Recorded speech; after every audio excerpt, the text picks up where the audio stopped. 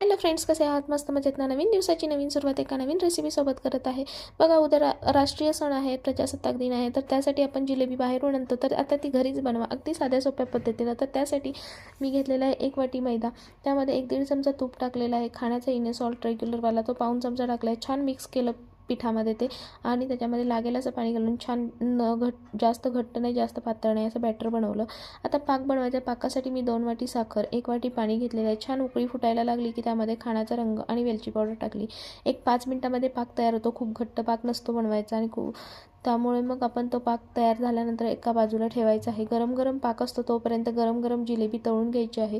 जिलेबी तळण्यासाठी एका नोझल बॅगमध्ये मी ते बॅटर ओतलं आणि गरम तेलामधून त्या छान अशा तळून घेतलेल्या आहेत. बघा, गरम गरम जिलेबी जेव्हा असतात तेव्हाच त्या पाकामध्ये टाका. पसरट भांड्यामध्ये पाक ठेवा. छान बुडवा. एखादं मिनिट बुडवल्यानंतर त्या जिलेबी खाण्यासाठी तयार आहेत. ह्या गोड जिलेबी खा आणि माझ्या चॅनलला सबस्क्राईब करा.